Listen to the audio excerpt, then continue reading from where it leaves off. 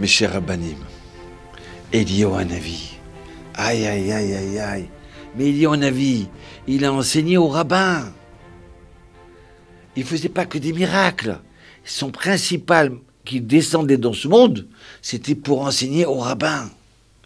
Donc alors, là maintenant il descend, il enseigne à Ravanan. Ravanan, un chacham de la Gemara.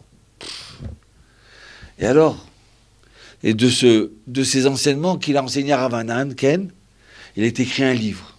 Il s'appelle Tana Debe Eliyahu. Il a enseigné au Beth Midrash de Eliyahu Hanavi. On a un livre, tout ce qui a été enseigné au Beth Midrash, avec Ravanan. Alors j'ai ouvert, écoutez bien, paragraphe 9, le numéro 1, il y a marqué comme ça. Ravanan, il attendait avec impatience Eliyahu Hanavi. Et voilà qu'il arrive, il s'assoit à deux. Très souvent, les gens qui étaient dans la maison avec Ravanan, ils ne savaient pas qu'il étudiait avec Eliyahu Hanavi. Pendant ces 2000 ans, Eliyahu Hanavi, il allait de maison en maison, de rabbin en rabbin. Mais personne ne voyait la deuxième personne qui était assise.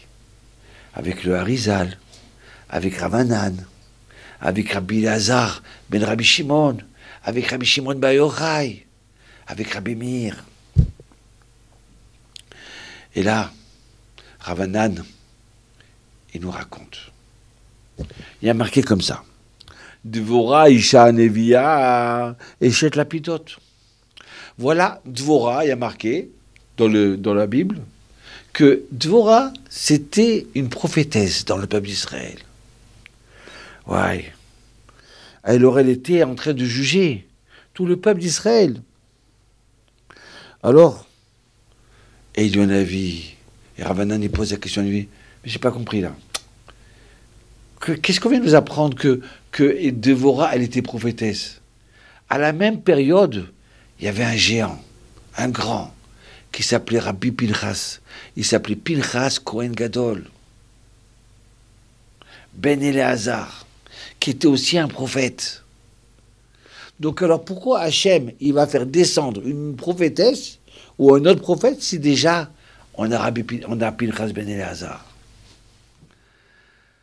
Aïe, aïe, aïe, écoutez la réponse qu'Eliyahu Hanavi donne. Il donne à Ravanan. Il dit comme ça. Mais Dani, je témoigne devant Dieu, devant le ciel et la terre, que ça soit un juif, Israël, que ça soit une juive, que ça soit un esclave, que ça soit un non-juif, d'accord? Que ça soit une servante.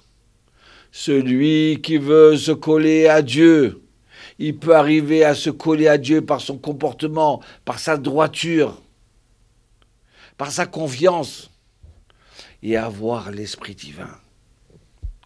Il vient, Eliyahu Hanavi, il dit que mon cher Ravanan, c'est pas que Dvorah qui est prophétesse. Et là, toute personne, une femme, un homme, un non-juif, une servante, elle peut arriver. Même si une personne, elle est en Alaska, d'accord? On a un Esquimau, mais qui est droit devant Dieu. Eh bien, même s'il n'a pas reçu la Torah, même s'il n'est pas partie du peuple juif, d'accord? Et même s'il n'a personne pour lui enseigner, Hachem, il vient et lui met sur sa tête l'esprit divin. Ouais. Tu te rends compte? Moi, je pensais que c'était donné qu'à des grands rabbins, qu'à Moshe Rabbeinu, que... Non. Même si on est loin, Hachem, il nous oublie pas. Hachem, il nous oublie pas. C'est ça qui va enseigner la Torah, la Bible. Nous dire Déborah, la prophétesse. Même s'il n'y avait pas besoin de Déborah dans le peuple d'Israël, a priori. D'accord? Le fait qu'elle était pure, le fait qu'elle était vraie, eh bien Hachem, il a fait descendre la prophétie sur Déborah. C'est pas merveilleux ça? Ah, il y a un peu de musique, il y a là. Et si tu veux, en prochaine fois, on expliquera qu'est-ce qu'elle a fait de spécial, Déborah. Allez, et dis bon avis.